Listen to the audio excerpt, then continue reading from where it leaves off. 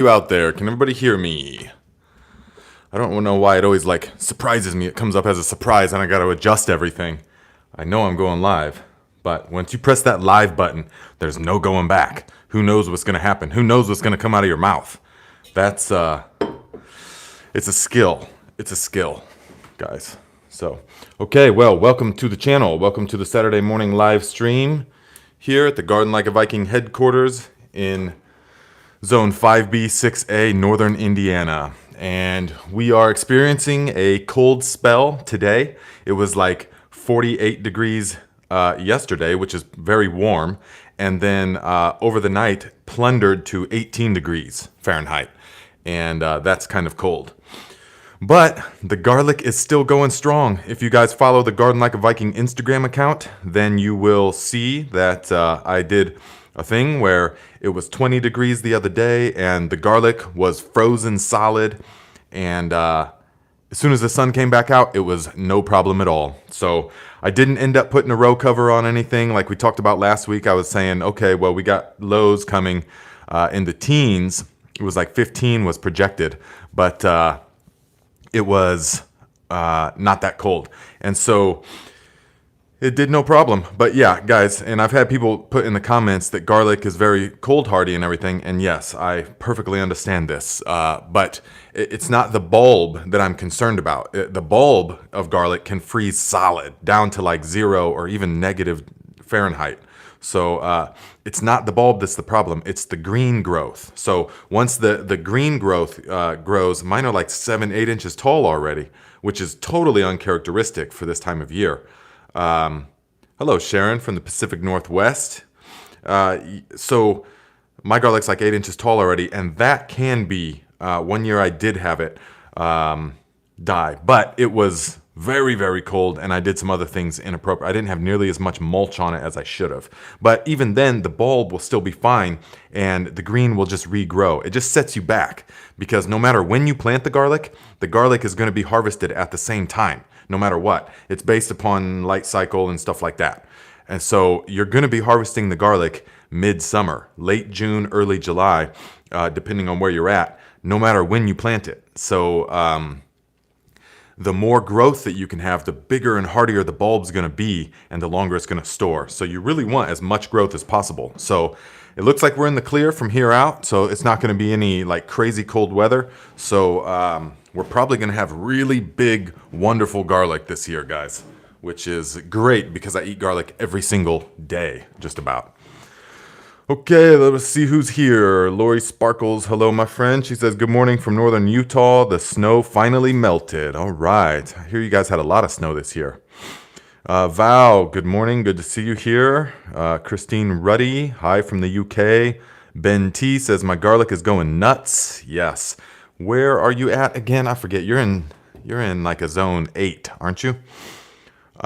Ms. T, good to see you here. She says, Nate, you look chill. Yes, this is my chill costume. I call everything a costume because really it is. But yeah, it just feels, you know, I'm the kind of person that I like to change my look often. You know, I get really like, I don't like to just have one look and then keep it for years and years and years. I'm constantly changing the look. I don't know why exactly, it just feels fresh, you know? So, but I'm about to shave the beard though, because I don't want to get married to the look. You know what I mean? Like the Liver King, for example, if any of you know who I'm talking about, without the beard, he's not the Liver King and stuff. So I don't want to be like, I don't want to get married to a look. You know what I mean? Ben T6B, okay, nice. So about the same as here. Hogue says, what are you most excited to grow this year? That's a great question. This year, I'm focusing really on the storage. I mean, I always do, but it's refined year after year. And so this year, I'm growing the German butterball potatoes because they are phenomenal and they store all winter long. And they are just real dense and taste buttery, and I love them. Some people don't like them, but I really do like them a lot, the German butterballs. And then also the Kennebecks and the Yukon Golds. I'll grow those 3 kinds of potatoes. And I'm growing a lot of them, so I'm really focusing a lot of energy on that. because they're such a good storage crop. They store all winter. They're full of nutrients, vitamins, and minerals, everything that the body needs. Well, not everything, but many things that the body needs. Potatoes are one of the few foods that you can sustain yourself on for a long period of time. Because most people, many people, as you've heard me say before, when they grow a garden, they are focused on what I call rabbit food. Yes, they have 5 different kinds of lettuces, and then kale, and then Swiss chard, and then all the leafy greens, which that's wonderful, of course, and you need the leafy greens and stuff for fresh eating and all that. But for those of us with more food security or survival gardening, we'll call it in quotes, you have to be growing the calories, okay? So you have to grow food that's going to sustain you. And the only thing that's actually going to sustain you is the calories. Leafy greens and lettuce and all that, that's not going to sustain you. Although you need all that stuff. But you need to be growing the potatoes, the sweet potatoes, the peas, the beans for drying, the corn for drying and grinding into cornmeal, those kind of crops. And then garlic and onions, of course. Yeah. So those I'm really excited. I'm growing a lot more sweet potatoes this year than before because I figured out a great way to prepare them, because I was always like unsure of the best way to prepare them. What's you guys' favorite way to prepare sweet potatoes? Please let us know. Put it in the comments on the live chat, or if you're watching it after, put it in the comments below. Let us know your favorite way to prepare sweet potatoes. And my favorite, I just take them, cut them into cubes, boil them for a little bit till they're soft, and then strain them out. Put them in raw butter. I get raw butter from the Amish, and put them with a bunch of raw butter and a little bit of maple syrup and a little bit of garlic, maybe, and they are divine that way. Absolutely delicious. However you say that. Thank you very much, my friend. $10, first tip of the day. Says, thanks for all the hard work. Any tips for starting asparagus? Asparagus is actually one I don't have much experience with, unfortunately, because I've never, I have not had that long term, where I'm going to be here for a number of years, so I can plant it because it's a multi-year thing.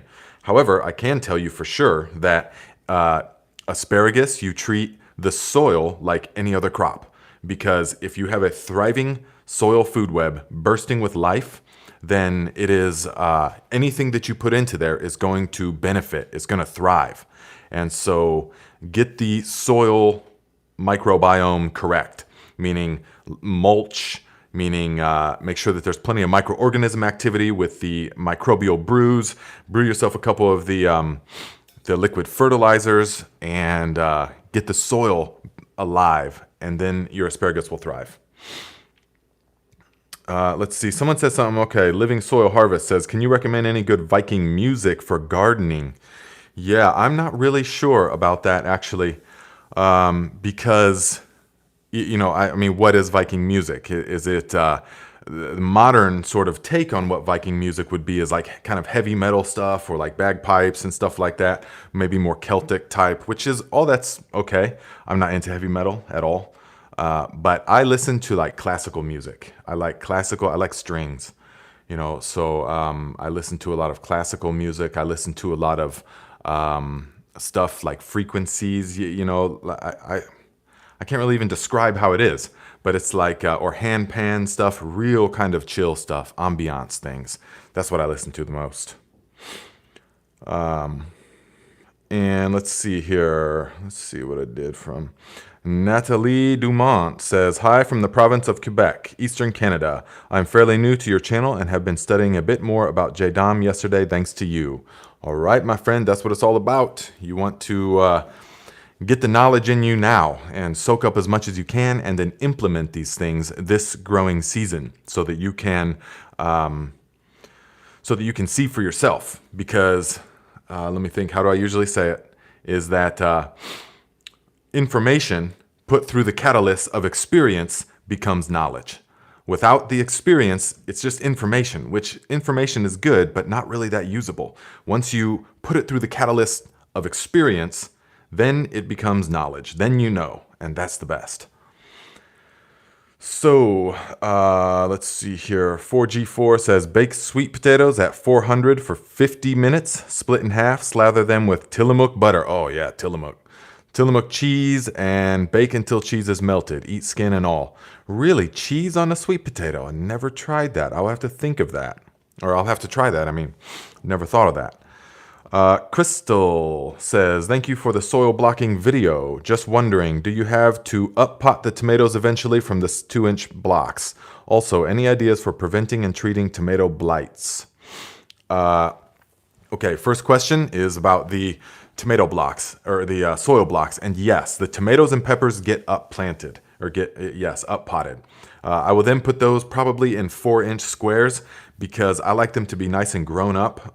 Those are the only two plants, actually just tomatoes are the main one that I like to be grown as big as possible before I put outside. But here's what I do. I will take the 2-inch block, and once the tomato gets to be kind of tall, 4, 5, 6 inches, then I will take it and plant it all the way down in a 4-inch square pot or a 4-inch circular pot, whatever you have.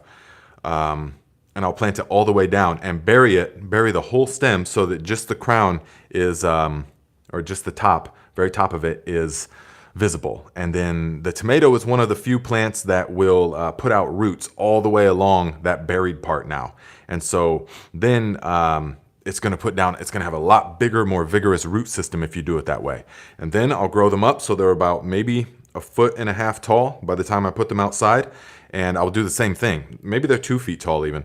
I'll do the same thing, and I will bury most of the stem. And that just makes for a super robust root system that is really resistant to like drought and can pull lots of nutrients from all over the place. I mean, sometimes I'll pull up the tomato plant just to see, and just roots all over the place, going all through the leaf mold and everything. So, okay, let's see here. Jason Knight says, your soil blocks look great. Yes, thank you, my friend. And I run amok. Hello, good to see you here. And what was that other question that, what was the other question? I forget. Oh yeah, and do you have any ideas for preventing and treating tomato blights? Okay, so blight is in the soil already. It's present all over the place. So it's not like you're going to catch it from one place or the other. What happens is that only if the conditions are right will they take over the tomato. So you need to not make the right conditions for the blight to proliferate. And that is going to be proper spacing. Tomatoes need proper airflow because if they're stifled, that's when the blight can proliferate and set in. And that's when most of it is that if the tomato plant, if the health is sort of lacking or ill, then the blight can overtake. But if you have a robust, healthy, strong plant, it will defend itself against the blight, no problem. And to do that, you need to have the spacing, you need to have the microorganisms in the soil proper. That is number one. You have to have a big diversity of the microorganisms. You have to have organic matter. You want to keep the soil nice and mulched. Tomatoes love leaves, guys. Tomatoes love leaves. Also grass clippings, but keep a nice heavy 4 to 6 inch layer of mulch around your tomato plants so that their roots always stay uniformly moist. And that is going to really help with the splitting. So if you guys get split tomatoes a lot, that's because of an inconsistency in the watering. That's what causes splitting. So if it'll go for a long time, the roots kind of dry out, the ground dries out, and then we get a rain and it swells up with water, they split. So what you can do to mitigate that is to have a nice thick layer of mulch, leaves or grass clippings or manures even, around the soil. And that's going to help to buffer that moisture. Yeah. And then if you actually get the blight, you can use the sulfur spray, but there's no need if you've got all the conditions are right. Okay. So let's see. What's that? Austin says, what's that fogger you hinted at in the Jerusalem artichoke video? Yeah, I forget the exact name, but I'll be making a video about it. And that's a really good way to apply a lot of these things. And it's 1.5 gallons, and you have to plug it into the electricity to a power cord. But it's what we used in Northern California all the time. And it applies in a super fine mist, like a fog. I mean, it just and it gets all over everything. So that's a really good way to apply this stuff. But remember, guys, the goal is that to not have to apply any of this stuff. That's the thing. But most people don't have the conditions right yet. So if you have plenty of soil microorganisms, thriving organic matter, ample moisture, good airflow, then you won't be needing to apply a lot of the pesticides, the natural ones. So what says, hello from Florida. My beefsteak tomatoes are almost ready to pick. Wow, Florida. They've got tomatoes right now. That's pretty cool. Tammy says, hi there from Kepuskasing, Ontario, Canada. Hardiness Zone 2. I bought the JADAM book approximately a year and a half ago, and I can't thank you enough for the breakdowns and videos you provide for the solutions. Yes, you are very welcome, Tammy. And I did that because I saw a need for it. Because when I was first introduced to JADAM, I think 2016 it was, and I was growing in Northern California, and we were using large scales of stuff. You know, everything. And the JADAM book is more for like farmers.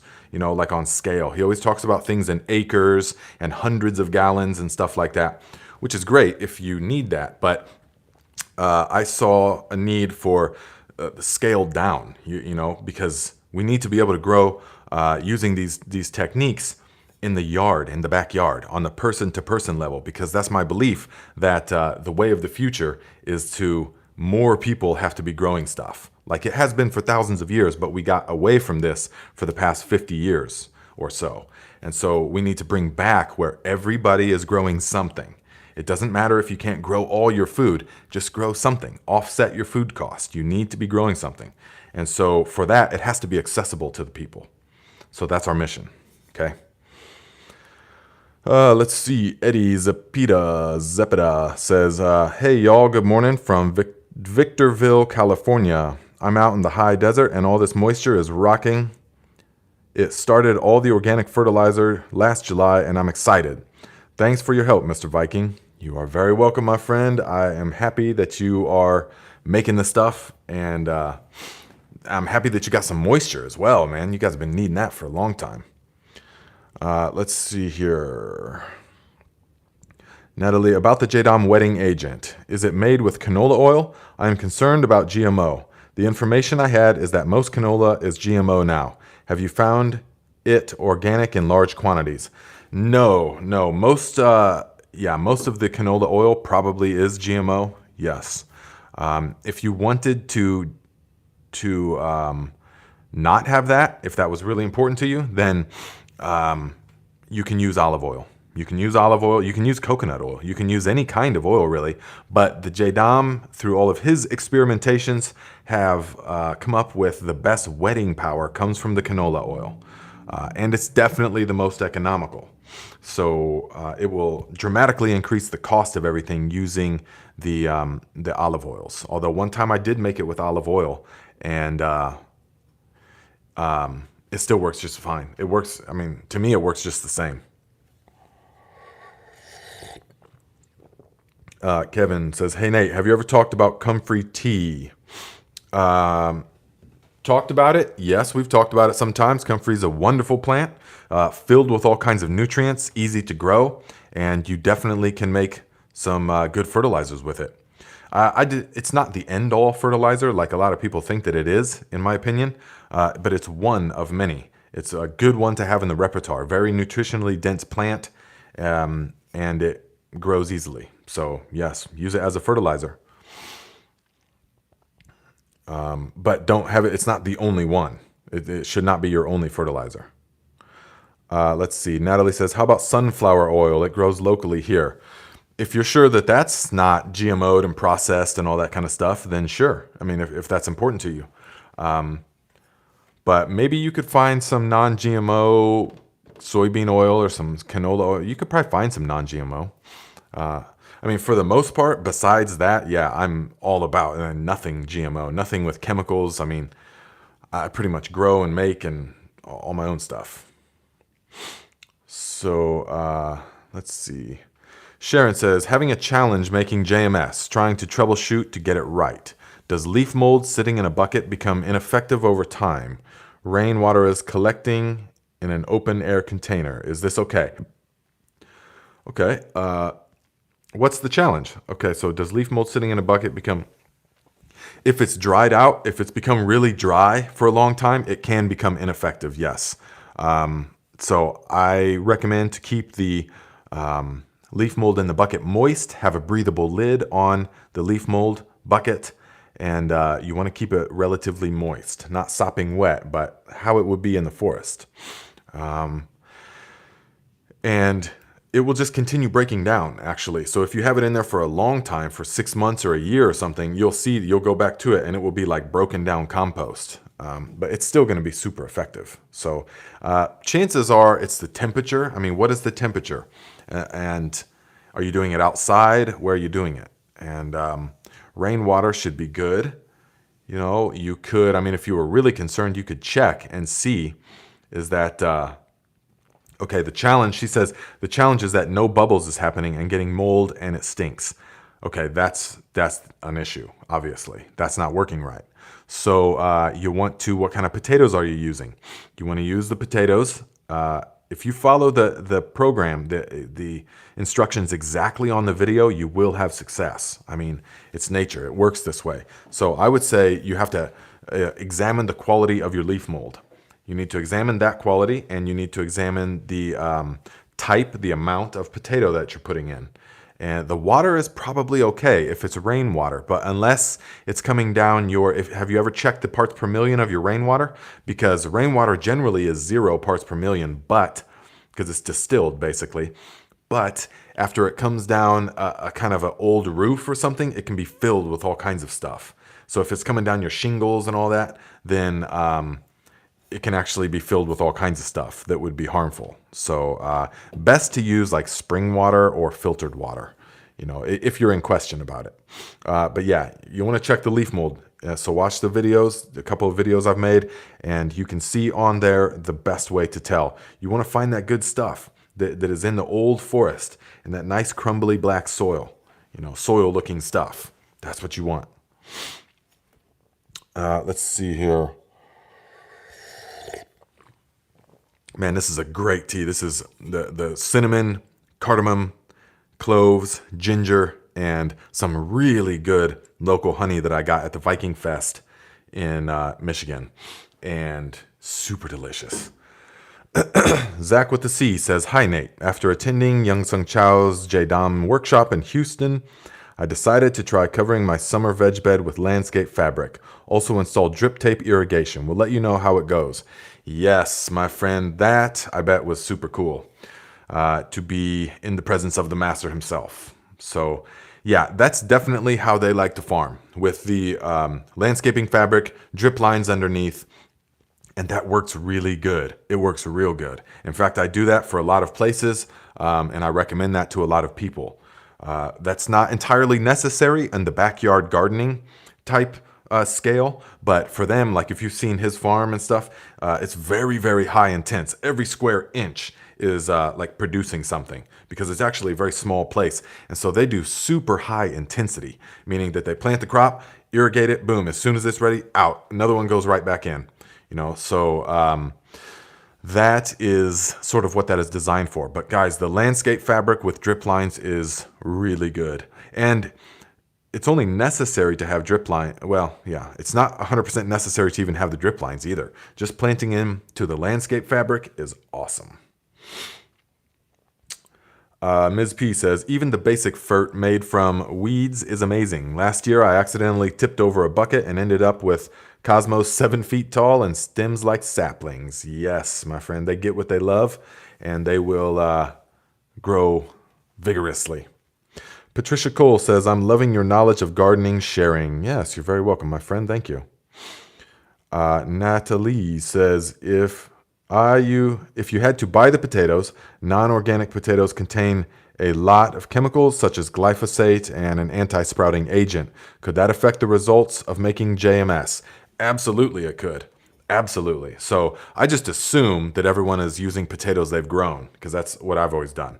So, but if you're not, they gotta be organic. I mean, really at this point, guys, if you're watching this channel or anything that you have to purchase from the store has to be organic. I mean, that should go without saying at this point. So, but even organic pales in comparison to what we do ourselves. This is why I hashtag beyond organic, because it is really beyond organic.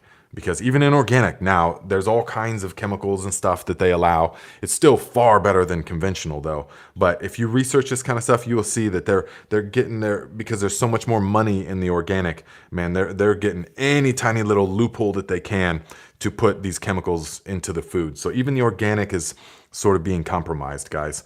But the best way is to grow your own, because then it's way beyond organic. Also, if you follow the Garden Like a Viking Instagram account, I'm doing all kinds of stuff so that you can see things I don't want to make a full video about, like how to trim the onion seedlings. I showed you guys that, and how to trim that. And me and Jenny, because she's got the channel now Tarot Like a Viking, because she does tarot cards and stuff. Super cool. Check it out. And we are going to take over the hashtag Team Viking. Okay. So if you guys have your gardens or anything like that, or your fertilizer brews, tag Garden Like a Viking and tag Team Viking in it. That would be great. So we can see each other's stuff. Because I really am interested. I want to see you guys' gardens. You know, I want to see, I mean, you see everything about me. So I would like to see stuff about you as well. So yeah, check that out on the Instagram and stuff. I'm finally figuring out how, like, what to use Instagram for, you know, because I don't like to use stuff just for the heck of it, you know, just for like entertainment value. There has to be like a purpose. So you, big smile, you have me happy. Nice.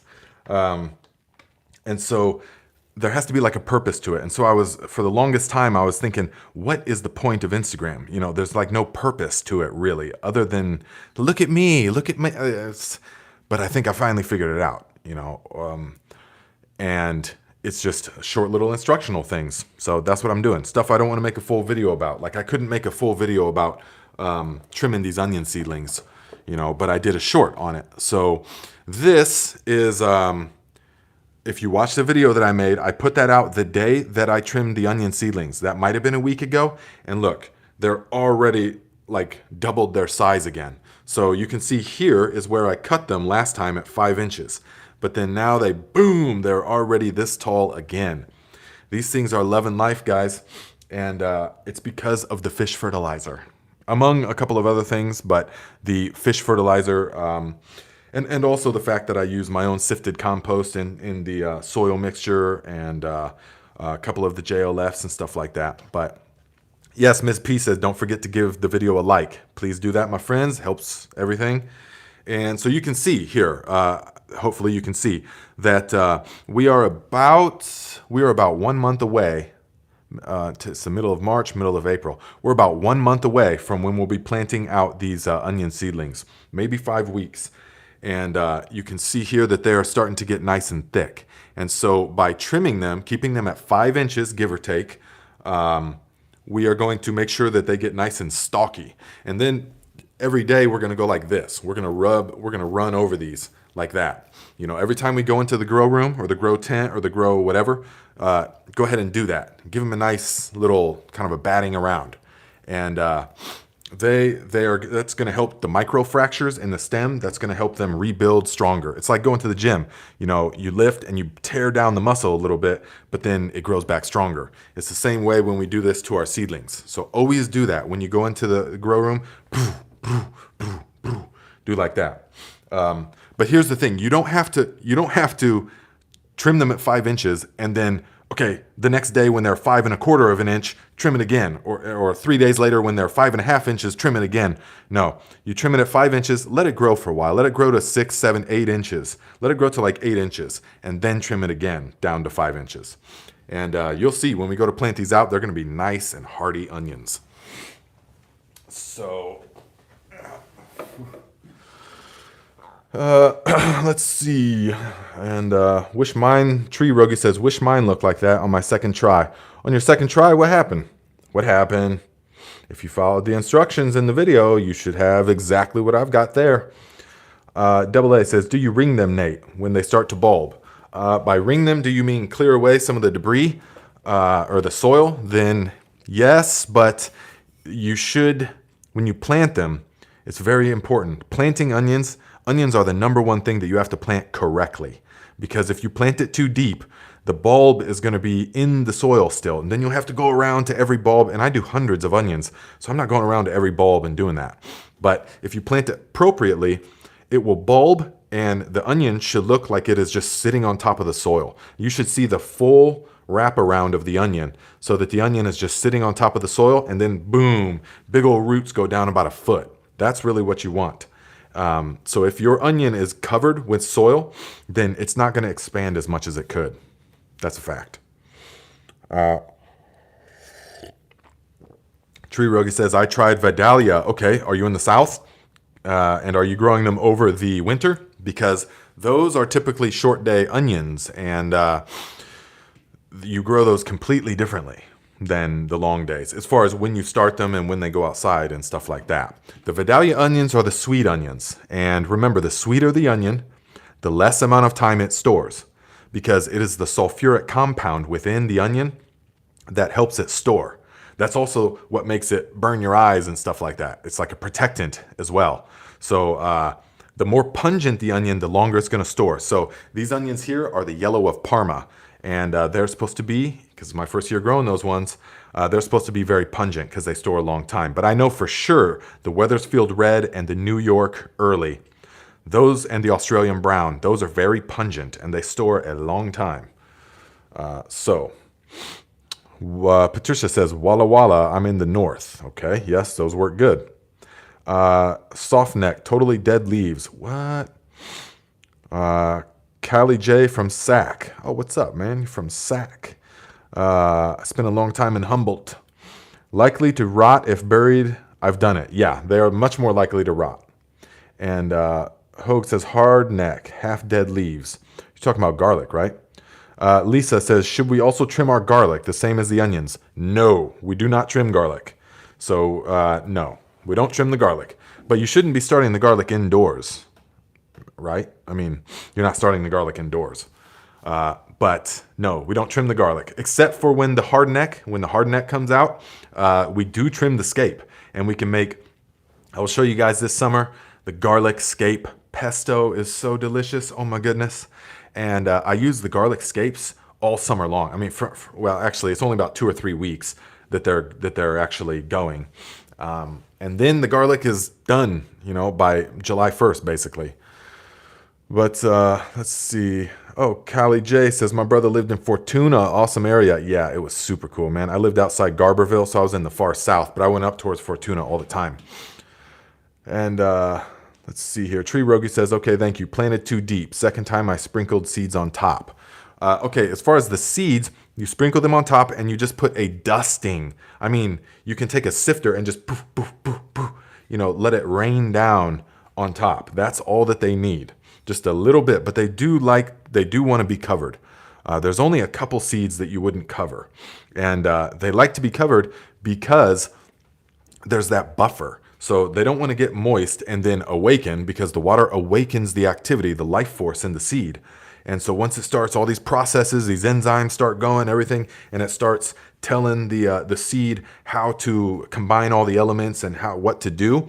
Once all that information starts happening, if it dries out, it all stops and it dies. The seed dies.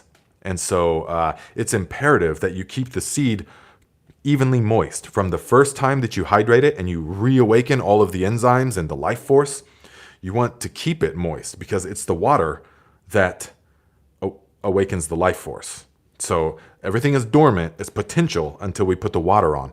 But if it's just a seed sitting on top of the surface, then it can easily dry out. If there's just if you forget it, just go to your friend's house and just one night or something, and it dries out, they're dead. And then you're going to come back and water and you can say, they don't sprout. I don't know why they didn't sprout. They would have, but you didn't keep the conditions correct. So having a thin layer of soil on top really helps to buffer against them drying out too much. That's true for all seeds, basically. David Lethoff says, we are lucky to have thousands of wild garlic growing in the ditches and fields here. It's so good.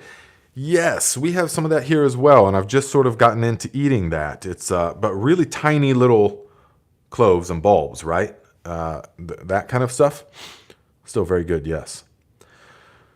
Let's see here. Hi, Nate. Is there any organic fertilizers that contain a balanced NPK as an alternative to fish blood bone? Well, as you probably know, we do not necessarily pay attention to NPK anymore because we are farming with biology. And although any of the fertilizers that we make are going to be somewhat balanced, especially the grass fertilizer and the everything fertilizer. That is going to be relatively balanced. I mean, with the microorganisms and stuff, the plant will be able to access everything that it needs. Now, back in the day, I used to make my own granular fertilizers when I was in Northern California. So I have a couple of really effective recipes for granular fertilizers with the feather meal and the blood meal and the bone meal and all that kind of stuff. But we are not there yet. So that will just have to remain locked in the future for now for you guys. Let's see here. And hi, Nate. Okay, Common Link says, hi, Nate. I made your spent veggie ferment last fall, and now there is a layer of mold on top. Also, it smells terrible. Is it still viable? Absolutely, my friend. These ferments are a natural digestion, a decomposition process. And so as long as you made it correctly by following the instructions on the video, anything that happens in that barrel is okay. It's all good. Anything. So you could have green molds, black mold, white molds, pink and purple. You could have all kinds. You'll open it one time, it'll be crawling with soldier fly larvae or whatever else it is. All that is part of the process. And so it's wonderful. Okay. So nothing to fear, my friend. Ms. P, might we have lessons in creating a Viking food forest that is not easily recognizable as a vegetable garden per se to the casual observer? Very clever, my friend. Yes, we definitely will do that kind of stuff when I have the school, when I have the land. Then yes, we'll do in-person things, classes, seminars, also virtually. But yes, that is a very good point to make. And so I've even tried transplanting the garlic to the garden. It grows bigger and helps with the bugs. Okay, so you do start your garlic inside. That's not something that I've ever done, just because there's no need to. I mean, and it needs to be vernalized. It needs to freeze in order for it to split into bulbs. Locked in the future. Yeah, that's right. Okay, so let us see here. I know I missed a bunch of questions, but it's okay, guys. If I'm not answering the question, just ask it again, and I'll just keep trying to, I'm just doing it on my phone, so it's like a tiny little thing. So is there... Okay, so I wanted to show you guys a couple of things. Now, this is the way that I made a video last year about how to start the sweet potatoes. And everyone needs to be growing sweet potatoes. And if you don't like them, then you need to change that about yourself. Okay, you need to reinvigorate your mind and senses so that you like the sweet potato, because it is the ultimate survival crop. All right, it is the I was going to say quintessential food security crop, but that's because it is its storage capability is off the charts, and so these things can stay a year to 2 years even, no problem, just in the basement. And they stay nice and solid and hard, and they're a nutritional powerhouse. And they will turn your hair red, yes. But actually, that's kind of a joke. But many people, since I made that joke previously, have said that that is an actual thing, which I kind of believe, of course. And so this is the way that I showed you guys how to do it a couple of years ago. And this is the way that I'd done it for a number of years, putting it into the jar. Now you can see here that it is sprouting roots already. Okay. And you can see here that tiny little nub right there. Let's see if we can lift this thing out of here. Okay. See that tiny little nub right there? That is a slip that is just starting, okay? And we've got the roots, and we put it bulbous end down, and it's going to grow lots of slips out of here. But the past couple of years, I've experimented with this new method of doing it in the soil. And the first year, I just put them on, it's kind of nestled into the soil. Like you see a lot of YouTuber people recommend that. But I wasn't that wild with the results. But then last year, I did it where I totally buried the sweet potato, okay? So no love with my sweet potatoes so far. What do you mean no love? They're not sprouting yet? Okay, and that's fine. But see, I started these. Okay, and then let me finish the story. Last year, I did it where I covered them completely in the soil. All right, so they are covered in like 5 inches of soil. And let me show you guys. I planted these potatoes on the same day. Look, already that these are sprouting. Can you see? These have already sprouted. And so that means that they're already like 5 inches long. And they were planted in the same day. So the soil method is many, many times faster than the glass water method. The glass water method still works great. If that's how you're doing it, it works phenomenal. But it can take a lot longer. What I have come to realize just now, though, this year in particular, is how much faster they grow. You can see how they are already starting to pop up out of there. And so those are going to turn, they start purple, and then they're going to turn green here shortly. And this whole thing is going to be filled with dozens and dozens of slips. And I'm just like so excited about this new method. That being said, I have these on a heat mat that is about 85 degrees. And so that definitely helps. But I also have these on a heat mat at 85 degrees. And it's just so much faster doing it in the soil. But I highly recommend, and this you won't see anybody else on YouTube recommending this, but I highly recommend that you bury them, because the first year it was just where you just nestle it halfway into the soil. That worked, but there was not many roots coming off of it. It was just you had to then plant just a bare slip. But when I had this, once I did this method last year where I totally bury them, there's tons of roots coming off of them. Okay. Yes, Running Wild. We will be talking about electroculture in just a moment. And so yeah, that's my talk about that. You can also do so many more by putting them sideways in the soil. Sunset Farm, Ohio says this. That is correct. Yeah, you get a lot. Well, actually, per sweet potato, you get a lot off of this method. You can get 6 to a dozen off of one of these when they're grown right. But that's why we start them in February, because typically they take so long. But doing the soil method, man, takes no time. So let's see here. Zach with the C, $5. Thank you very much, my friend. Second tip of the day. I appreciate that. Let's see here. Will you dig up the sweet potato and separate the slip to replant outside? Actually, what I did last year was I just took this, and because these would be like this, these would be nice and long. So I just put my hand on the soil like this, and so that the potato didn't come out. And then I just kind of grabbed the whole base and I wiggled it, and they all came out. They all came right off, and they had tons of roots, and it was just incredible. So I'm probably going to do the same thing again because it worked. And then the sweet potato just grows more, So let's see here. Can also do. Let's see right now. What do you do if your new potato plants are killed by frost? If your new potato plants are killed by frost, you're talking Irish potatoes or sweet potatoes? Because if it's the Irish potatoes, then as long as the tuber is still okay, it will regrow. It will be slower, but it will regrow, probably, unless the tuber froze. And then it's dead. But yeah, potato vines are not frost hardy. So let's see. No, okay, still time to go get a sweet potato and grow slips. Greg Martin asked. Yes, absolutely there is.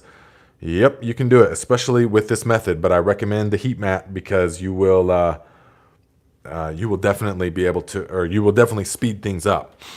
Jay Dixon says, Natalie Dumont, sweet potatoes just barely make it in zone 5 and 6. Maybe that's your experience, my friend, but I've grown lots of sweet potatoes, and I'm in zone 5, 5B. So yes, we can definitely grow them, and you can grow them in zone 4 as well, so long as you start them properly and you give them the maximum amount of time to grow, and you give them a very rich nutrient source. Also, it's imperative that you keep the vines trimmed. If you're in a colder place, you want to keep them trimmed because the sweet potato will put out vines. Okay, so you'll plant the slip and then it will begin to grow, and it will grow and then touch down into the soil again. And then it will start putting roots down everywhere it touches into the soil. And then it'll grow again like that. And a lot of people just let them go like that.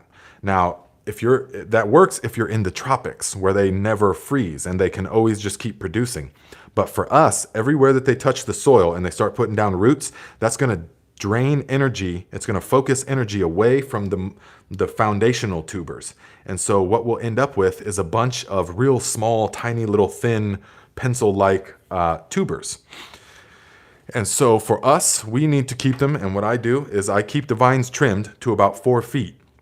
And I don't let them put down other roots. And that keeps all of their energy focused on the mother tubers. And so you'll pull it up and you'll just have a huge clump of nice big sweet potatoes like this. So that's really the way to do it for the short seasons. And can you also speak to those of us who don't have basements? Speak about what, Queen RB? Storage?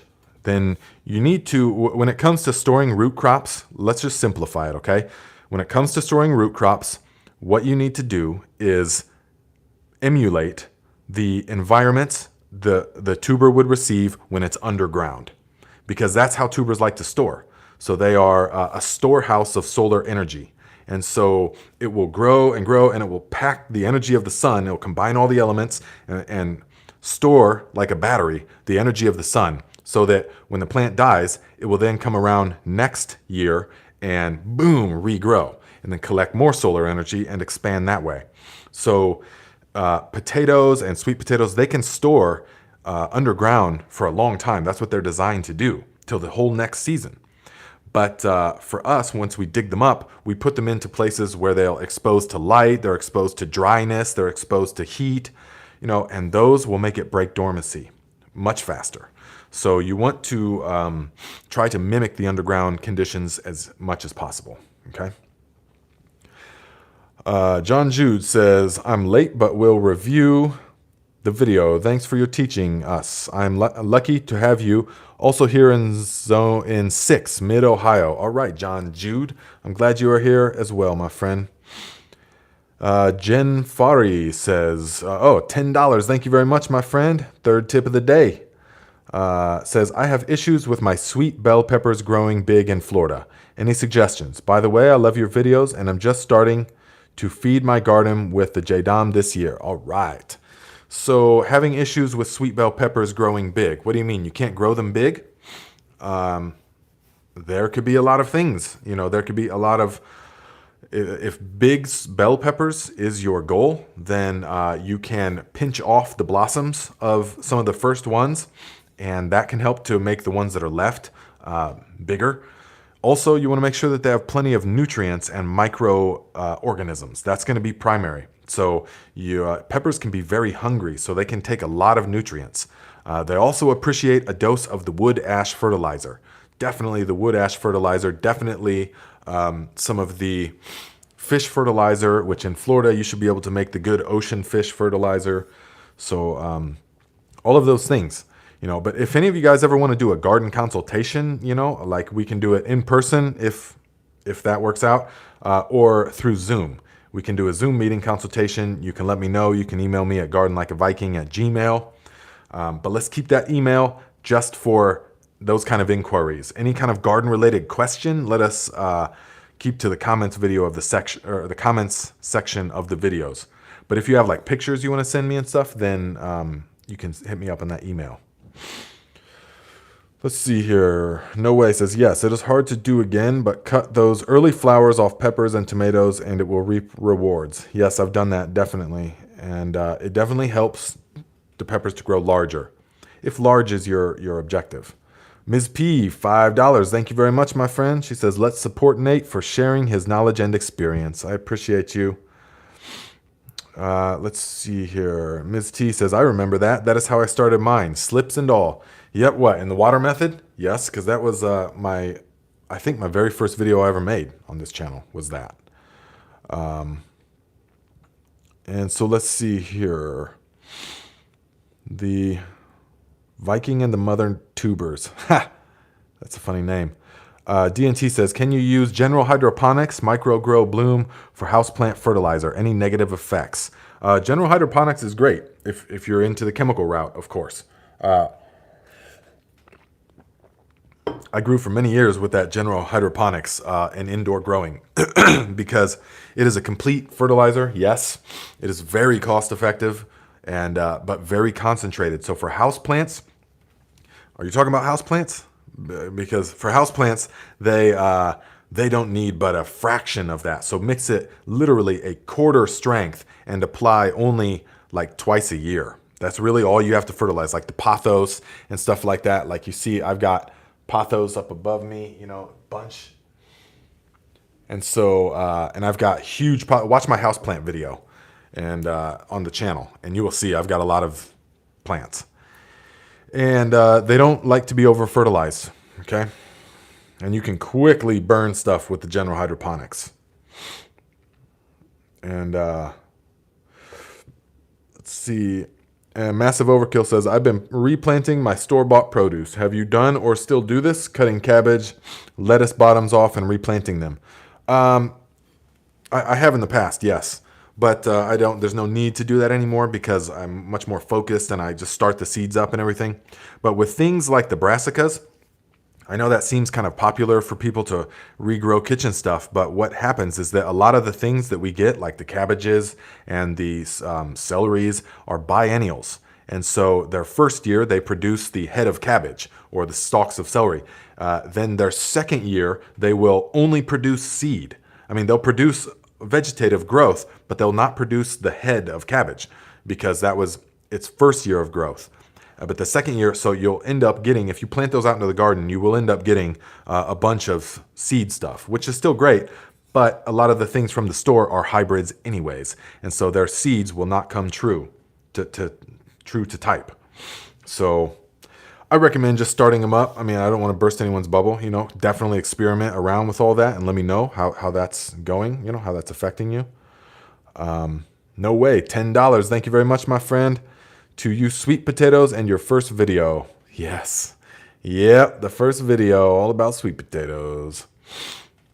Shalma Ahad says, can you recommend an organic fish fertilizer that I can purchase?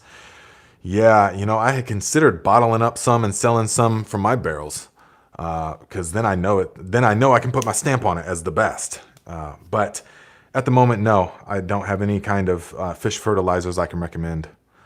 You guys will just have to make your own or try to find. I know a lot of people don't want to mess with making their own. You know, people like my mother, for example. But I'm working on something for those people. Don't worry. It's just not here yet. It's not. It's locked in the future. Let's see here. Did you get the chance to try out your sediment-capable pump for 55-gallon fertilizer barrels? Yes. Wait, you're talking about the new pump? No, I have not. I think we've talked before about that. No, I have not tried that out yet because we're still in the winter and stuff. But I will be soon probably doing that. Yes. But the objective is to not have any sediment in it, though, really. You don't want to be pumping out, even though this new pump is going to be, you know, I'm going to test it out so I can recommend it to you guys. It's a stainless steel, you know, something that I found on Amazon. But I really like the, it might be on Amazon. I forget exactly. But I really like the stainless steel. And it's can handle sediment up to 1/4 of an inch, which is huge. But the issue with that, if you have a bunch of it in your fertilizer barrel, is that the breaker head on the nozzle is going to get clogged up with that stuff. So you still want to try and dilute it, or strain it. Let's see. Lori Sparkle says, my houseplants have grown so much since your houseplant video. Blooming and growing. Awesome. Hey, that's wonderful. I'm glad to hear that. I'm glad that you guys got inspired with the houseplant fertilizer and stuff like that.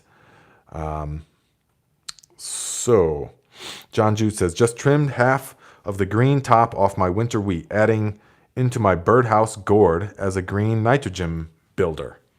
Okay, nice. So Callie J says, getting nutrients in the ground is one thing, but getting uptake to the plant is another. Great show. Yes, that is absolutely right. And that is why we don't test the soil, and I don't, and I don't recommend, and it's really pointless to test the soil when you're farming with biology like this. Soil testing is for chemistry farming, where we're going to manipulate the composition of the soil and stuff like that. But the plant root itself can manipulate the pH and everything that it needs around the rhizosphere, the area surrounding the roots, if it has the access to the microorganisms that it needs. And that's imperative. It can't do it alone. It has to do it through the microorganism relationships. And so when we have very microbiologically thriving and diverse soil, the plant can access everything it needs. Let's see. DNT says, do you limit garden varieties to prevent cross-pollination or recommendations to prevent this? With things like, when we were in California, of course, we did, because we had the space. We could do on one plot peppers of a certain variety, on another plot peppers and corn of a different variety. Here, though, no. So peppers, I do not save seeds from peppers just because they will cross-pollinate if you grow multiple different kinds. So they will cross-pollinate, and they will be totally... it's like a crapshoot. You have no idea what the characteristics are going to be like. So if you grow jalapenos and bell peppers, or a hot pepper and a sweet pepper in the same vicinity, within the same 100 feet, or even more than that, then and you save seed from that, the peppers you plant from that, the following year, you'll have no idea. They'll grow just fine and everything. But then at the end of the season or whatever, once they ripen, you'll taste them and you'll be like, what? My jalapeno tastes... there's zero flavor. There's nothing. Or my bell pepper is now super spicy. It happens like that. And so peppers and corn, no, you have to grow just one variety. But the next thing is, squash can also do this, but I have not had an issue with this. And I only grow the Tahitian melon squash anymore. So. And then, flowers, marigolds, all kinds of stuff cross-pollinate to a certain degree, but all that's totally fine. And that's how you get regionally adapted things as well. But I don't get too concerned about the flowers. They just are what they are. But the peppers definitely, and the corn. I was wondering about cross-pollination with squash. Edelweiss says, yes, it can happen. It can definitely happen. If you're growing a butternut and anything in the butternut family. So if you're growing like a butter bush and then like a honey nut, they can sort of cross-pollinate and you'll get some weird kind of things, although still totally edible. But if you're trying to get one particular characteristic from a strain, then you want to only grow one strain, because squash can also somewhat cross-pollinate. Let's see. No Way says, kind of pricey. What's pricey? Let's see. Kirk Halam, Food Forest, says, I have a question about sunflowers. I heard that they can remove toxins from the soil, which is great. But what do I do with those sunflowers after? Can they be composted or seeds used? The thing about the sunflowers is not so much that they draw up the toxins within them, as it is that they have such a huge and robust and fibrous root system that they they break down the toxins, and the microorganisms that are attracted to the sunflower roots can break down the toxins. And so while it is true the plant can take up some of it, yes, it's more true that they remediate the soil. They speed up the microorganism activity and the breakdown of all of these things. That's really what they do. That being said, if it's super toxic, I don't know how kind of toxic you're saying. Like if it just used to be old farm field or something, then you'd be okay to still compost the stuff, to still even eat the seeds. I believe you'd be okay.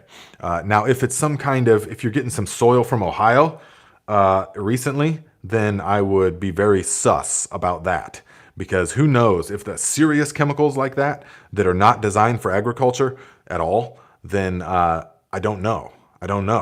So nobody knows.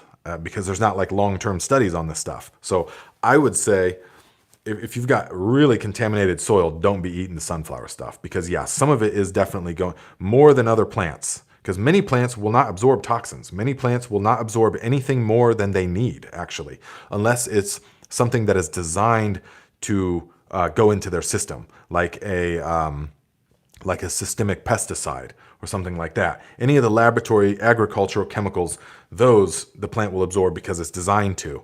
But as far as just like random toxins and stuff, a lot of times plants won't absorb any of that because they have no mechanism to absorb it. They have no need for it as well. The land was sprayed with weed killer. How toxic is that? Well, I'm sure you're talking about glyphosate, like a Roundup of some kind. I mean, it's toxic. It's definitely toxic. But in the big picture, everything is sprayed with glyphosate. All the corn, all the soybeans, the wheat, all the major crops are just doused in this deadly chemical. So you have to use it at your own caution. I mean, ideally, no, but it should be fine. It should be okay because the glyphosate breaks down, Well, if you go to their website, a Roundup website, then yes, it breaks down in 3 days and it's totally benign to the soil. I don't believe that, however, and I don't think many of you buy that as well. There's no way that something that can just wipe out all life in an area is going to be benign in just a couple of days. There's just no way. And we find glyphosate now in the blood of babies. We find glyphosate in the lymphatic system of children and definitely adults. We find it everywhere. We're saturated in it. It's really terrible. Yeah, it breaks down to what? And well, we've had here at Roundup, we've hired a team of scientists, and they've determined that it breaks down to a benign substance. Okay, who paid them?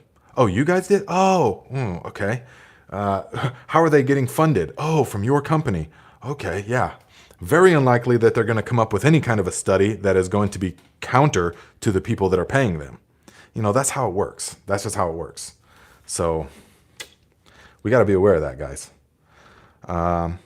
Tree, yes, I learned about them. Okay, so John Juice says, sunflower root ball from previous season, just leave in ground and place your tomato seedlings near center and the sunflower roots will feed your tomato plants. Oh man, for sure. I've grown some Russian, mammoth white Russian, I think sunflower is what they were called. And they were like 14 feet tall and the head on them was enormous. I've got some pictures, I think on my Instagram. The heads were huge on these things and the root system went out for like 6 feet in each direction. And it was so fibrous because one of them I was digging around to really see and it just kept reaching out and reaching out. And the next year, because I just cut them at ground level, the next year, the earth, it was so tilthy. It was just so like I could pick it up with my hand, and it was just great. So that's, hang on, I got to see this real quick. So, okay. So one thing I do want to talk about is electro-culture because my buddy Graham has asked me about it. A number of you have asked me about the electro-culture. So let me clear my throat.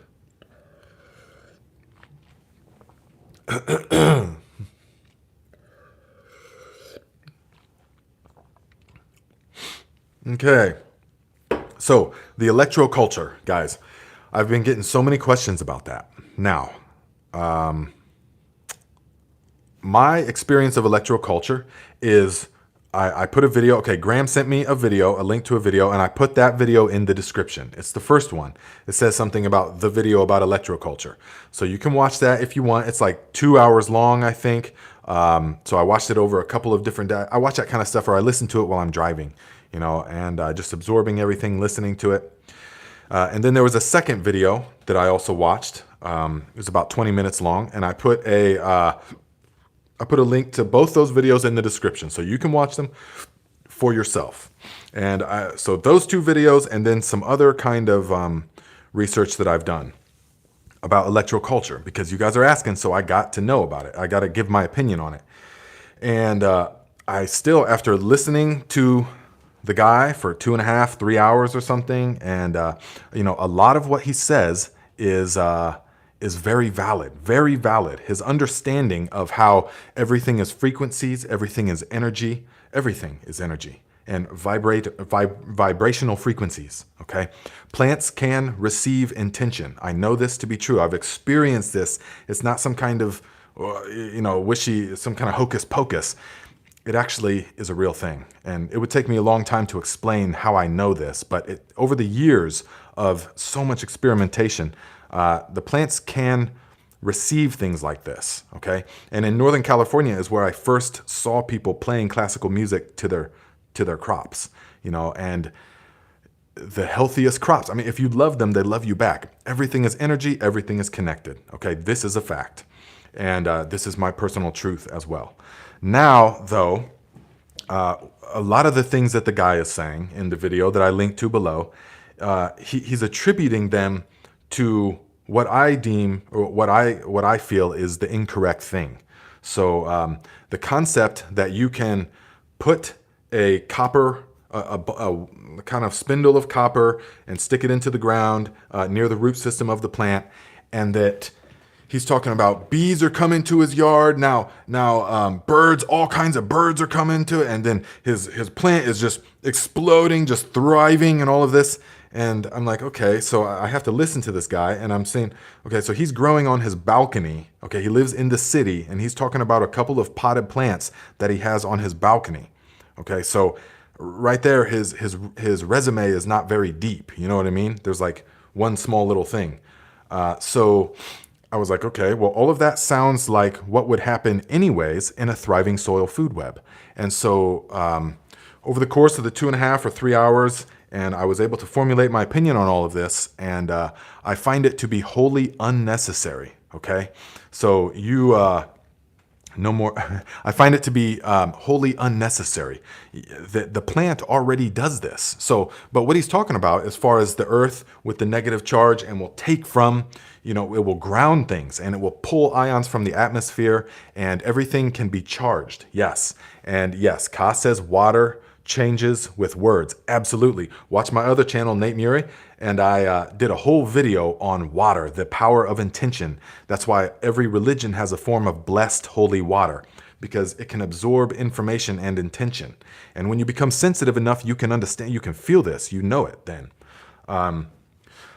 With all of that being said, I'm going to get back to the electroculture thing. There's absolutely nothing. I can guarantee, well, I'll guarantee you after this year, because I'm actually going to do an experiment on the collard greens, because they're all going to receive the exact same thing, except in half of them, or maybe 3 of them, I'm going to put a proper electroculture antenna. And I'm going to find out for sure. But 99% of my life experience and knowledge and the feeling within me tells me that it's absolutely unnecessary and that you will not gain anything additional by going through this amount of work. Your focus would be far better on creating a condition to allow microorganisms to thrive, because that's really where it's at. Nature doesn't farm with brass or copper antennas. Nature farms with the tree, with the plant, and the roots already do all of this. The plant already does all of this, and the microorganisms in the soil already do all of this. So your time is way better spent. And if you watch the second video I linked to in the description, you will see this guy. He's a real technical guy, and he's talking about putting this big copper or this big aluminum antenna into the soil, and then you have to do it at a certain, it's just like wildly confusing, okay? So there's no need for this, guys. I can say that with 99% certainty, but we will know for sure 100% at the end of this year, because like I said, I'm doing the experiment. So I hope did I give my opinion? Is that appropriate? I mean, do you feel like I gave my opinion on that and you got what I'm trying to say?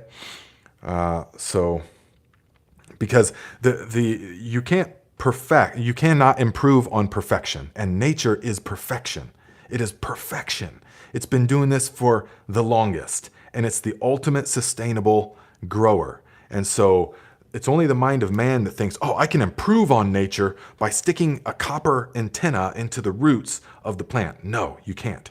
You can't improve on it. So get that soil thriving, guys. That's what it boils down to. Okay. Gabe says, hi, Nate. Do you know if plants actually grow faster with EMF frequencies from the earth, aka grounding, earthing? Okay, but what do you... Are you talking about playing the frequency to them? Now, speed is not necessarily the best factor. What would be the best factor is if you are sensitive enough to be able to tell. And I can read the plants. I spent countless hours in Northern California going into each greenhouse every day and watering every plant and reading the plants, listening to them, feeling the breeze, feeling the elements, feeling the sun, making sure the air, all that stuff. I mean, I became part of the crop. It's that deep, guys. And I'm living out there in a teepee right next to the greenhouses, you know, and so that is when you really get the spirit of the crop and the earth within you. And so that's when I could tell just by looking at the plant how happy it is. I can tell when they are, boom, they're singing and they are full, they got everything they need and they're happy by what we would call happy. And you can just tell. And so fast doesn't necessarily mean anything in my book. But nutrient density would. You can tell by the flavor of something, you know, or depending on the type of plant that you're growing. So Callie J says, my grandpa would put electric charge in the ground and worms came up from the ground for fishing. That is really clever. Yes, that can definitely happen. Also, if you pour, I know, but I'm not recommending this, but I've seen this done. The guy pour a bunch of bleach on the ground. Worms came up right away. Yeah. But let's see. Chick Eastwater says the frequencies of 5G aren't good, not for humans either. Absolutely, my friend. We are an electromagnetic being. We are a receiver of electromagnetic information and a transmitter. The aura, the toroidal sphere around each person. I know this is a little bit deep for some of you, but this is how it is. My life has shown me all of this, that we are a receiver and transmitter of energy. And so everything that is happening, that's why I have a timer on my Wi-Fi so that it goes off at 11 o'clock and it turns back on at 7 because I sleep from 11 to 7 always. And so I don't want the Wi-Fi, you know, scrambling anything. And I just have it all go off. I have everything that I can have go off in the house on a timer overnight. And I believe it really helps. I've noticed this. And so, yes, frequencies, all these towers, all these cell towers are scrambling everything, guys. Way back in the day, we used to be able to communicate more with the unspoken, with just energetic frequencies. And let's see. Becky says, what seeds can you soak in labs before planting? Any of them. You can soak any of the seeds that you need to. The real small seeds, you don't need to soak them really. But it's best to just put a couple drops, like a drop or two. So like if you're going to start seeds in a mason jar like this, you can fill it with the water and then put a few drops of the labs and a few drops of the JMS or a few drops of one of the liquid fertilizers or a few drops of the fish fertilizer, just enough to get the information into the water, to get it into the seed. And that is what you will need. But you don't ever soak it straight, okay? You don't need to soak it straight. You just need to get the information into the seed. No Way says,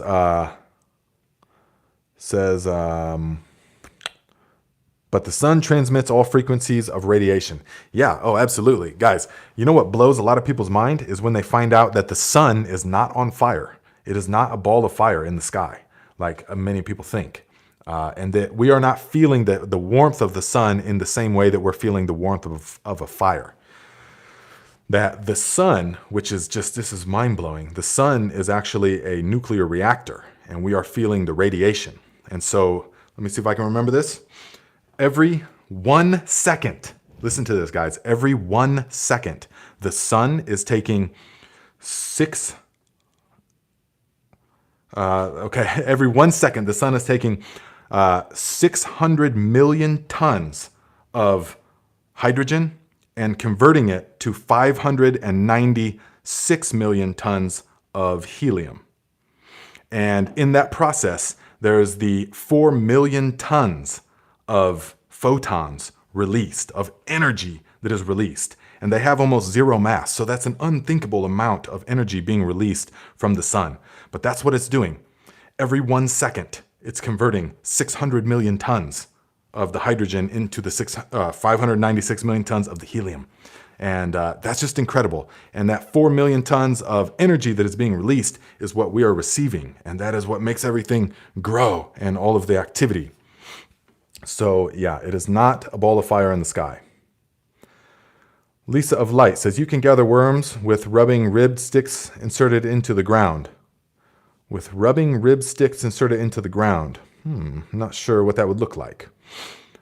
Let's see here. Mikola Mulik says, hello. Can I make JADAM JLF from some kind of grass and their roots because they have enormous root system? Absolutely. You can make the JLF with the roots. Definitely. That will be very beneficial. Okay. Hi, Nate. This is Maddie. My cousin Maddie? I followed the JMS video, but I'm not getting any bubbles. What could I be doing wrong? It has a warm environment and the lid is on. Okay, how long has it been? For one, you have to see how long it's been and what the temperature is, okay? So do you have a heater on it? Because it's too cool. It's too cool in most places right now to successfully make it. If the water is below 68 degrees, then it's not going to function properly. It still can a little bit, but it's not going to function properly, okay? What is the temperature of the water? So that's important. And then the voraciousness, okay, it doesn't have a heater. Okay, that's the problem, is that the temperature. Guys, the temperature is so sensitive and so important when we're talking about brewing microorganisms. And so and you can see this in yourself. If you have a heater, adjust it to 70 degrees Fahrenheit. Make a batch of JMS doing that and observe, and you will see the bubbles are really tiny. The bubbles are real tiny. If it's between 68 and 70, the bubbles are super tiny, almost hardly visible, okay? But then if you crank it up to 85 degrees or just even 80 degrees, you will see the bubbles become huge, and there's a lot of them. And if you crank it to 85 degrees, it will cut the brewing time down by like 3/4. In 24 hours, it'll be ready at 85 degrees. In 24 hours, it'll be bursting like it's soap suds, like it's laundry detergent. That's how much just 10 degrees difference can do. Let's see. Jerry says, mine failed with the aquarium heater. I'm going to insulate the bucket. Really? It failed with the aquarium? I'm surprised. Oh, but you did it outside, right? On that veranda that is like cold? Yeah. Let's see. Grant says, recommended bucket heater with thermostat. Yes, if you look at the video that I made about 3 weeks ago, I think 3-4 weeks ago, where I say make this microbial solution 5 times before planting, then there's a link in the description to really good ones. I mean, cheap. I mean, good price as well. There's one for if you're going to do 5 to 20 gallons, but there's also a heater if you want to do a 55-gallon. So for a lot of you guys, a 55-gallon at a time is how you're going to want to do it. So you get the good heater, brew it 55 gallons at a time, and then apply it straight to the soil before planting.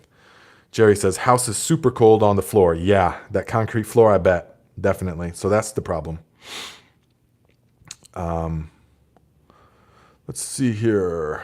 Chad says, it blows out actual physical particles of energy that go through us and the earth.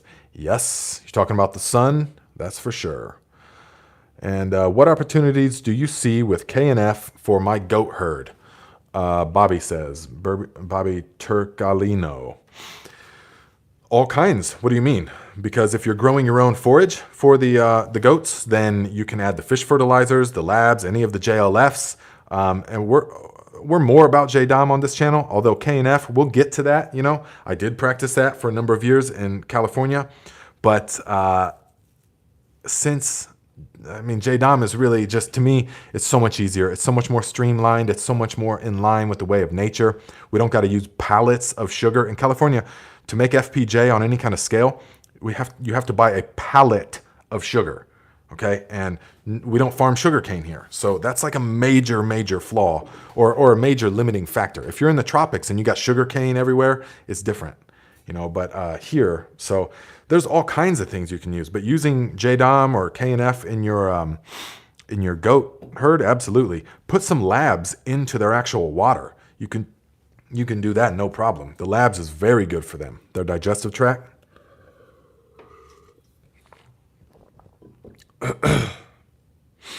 Okay, Tommy Lecker says, thanks for sharing. Does light and air be a factor for the JMS? Well, what do you mean?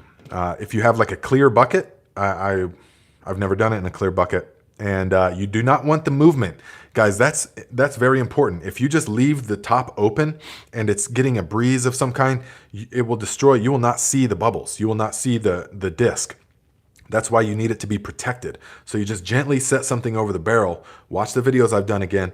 Gently set something over it so that it doesn't get that breeze, because that will destroy, or that will disrupt the bubbles. It won't disrupt the functioning of the microorganisms, but it will disrupt your ability to tell when it's ready.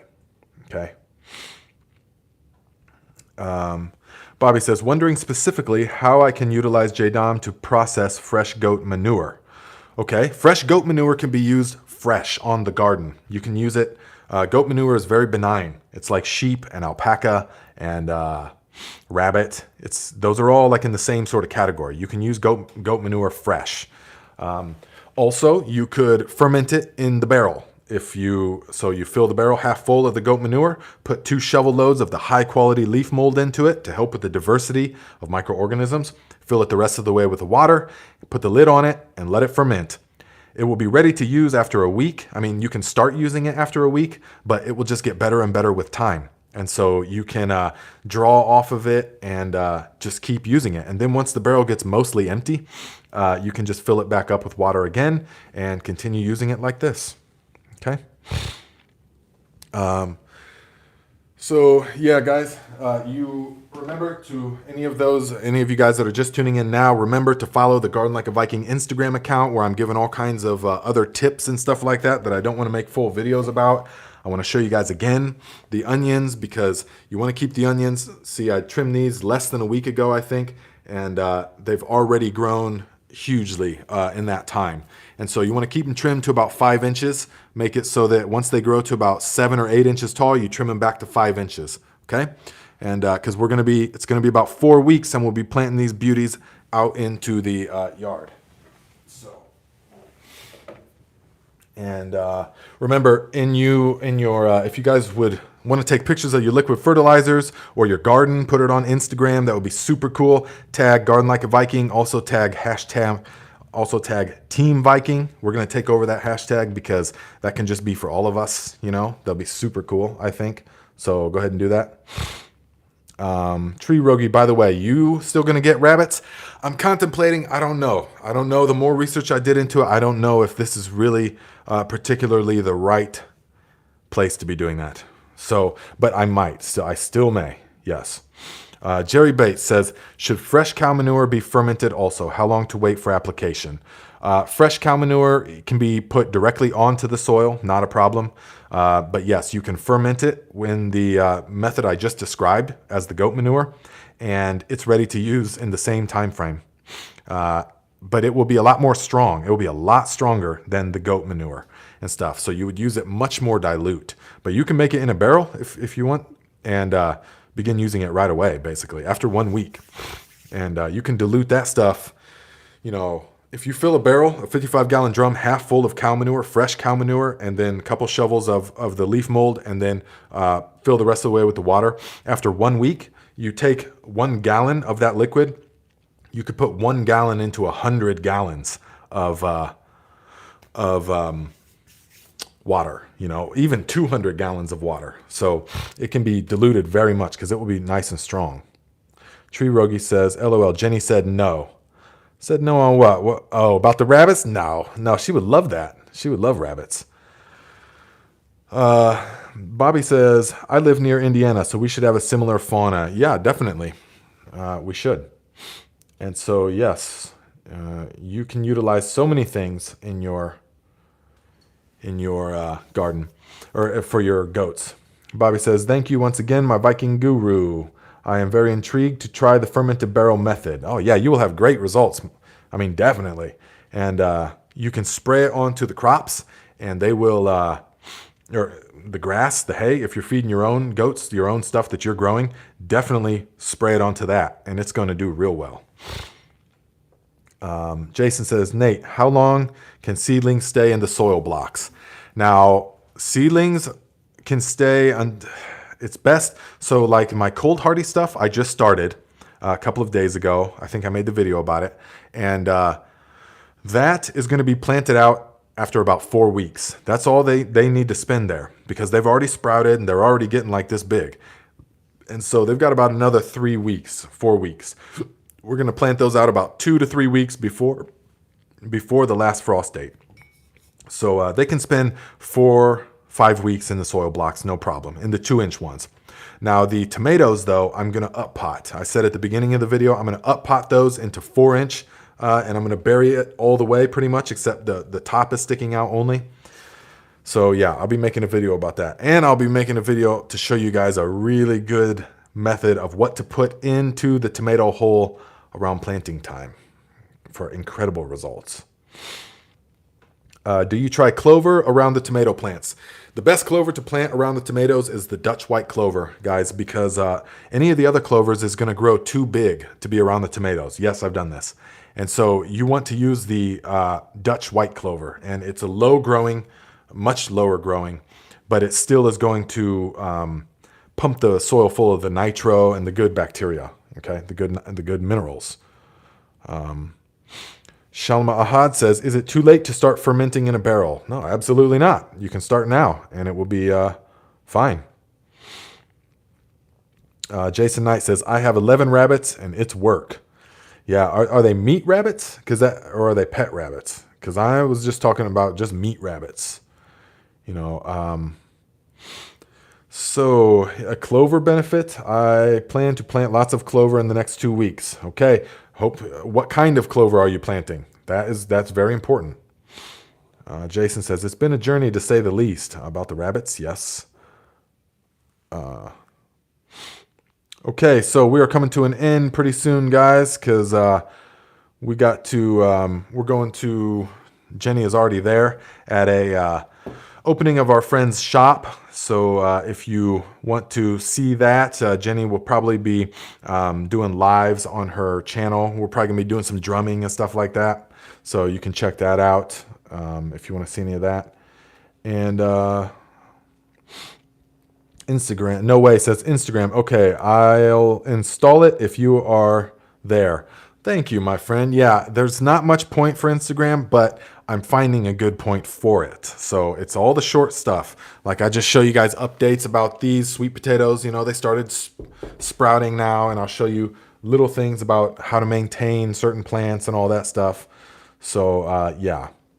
And remember, guys, every Saturday at 12 noon, we do this. So if you have questions, put them in the comments of the video, or save them for here, and I'll try to answer them. So if you guys have any business inquiries, you can hit me up at gardenlikeaviking@gmail.com, but that's only for inquiries or pictures and stuff. Send questions to the comments section of the videos. Also, check out the links in the description. There's all kinds of oh, we didn't talk about the labs. I said I was going to talk about labs. There's a link in the description to a study that you can read if you really want to go in depth about the labs and what it does. But essentially what the labs does, because I said to this lady I was going to answer it, that essentially what the labs does, think of it like this, okay? You can read that whole study, as I have multiple times, but it's kind of heady. You know, it's kind of like university, you know, scholarly. And so, and I don't really, you know, get into that, but I can read it because I wanted the knowledge. And so here's what it distills to, basically, that the labs, and this I already know from my firsthand experience over the years, but the labs is like a, think of it as a decomposer and a unlocker of nutrients. So when we apply it, her channel is Tarot Like a Viking. Yes. And, but her Facebook might just be Jenny Steel Payne. So you can see her through mine, Facebook. But yes, so the labs is like an unlocker. And so when we add it to the soil or whatever organic matter we're adding it to, it is going to speed up the decomposition of whatever organic matter there is. And therefore, the bioavailability of the nutrients. Because remember, anything you put into the soil cannot be directly absorbed by the plant, like manures and compost and all that stuff. It has to first be passed through the web of microorganisms. And then through that activity, it becomes available. So the lactic acid bacteria serum is speeding all of this up because they are a really vigorous type of decomposer, okay? And so it's basically it fixes things. So you can add it to the soil to help fix root problems, to help fix, it's really like a magical elixir. I mean, it really helps, okay? Enjoy, Tree Rogi says, enjoy the outdoor radiation that Nate says is microwaving us. Later, folks. Well, I didn't really say that it's, well, I guess, okay. But I was talking about the 5G towers and stuff, not the sun. The sun is beautiful. But yes, it is radiation. So yeah, you can check out the link in the description to the study on the labs, and we'll get more into that next time, the labs. If you want, but just think of it as an unlocker. So it makes things more available. Put it on the compost pile, it breaks down the compost faster. Put it on the plants, it boosts their growth and resilience to pests and diseases, all that kind of stuff. So use it up, my friends, and I will see you next time.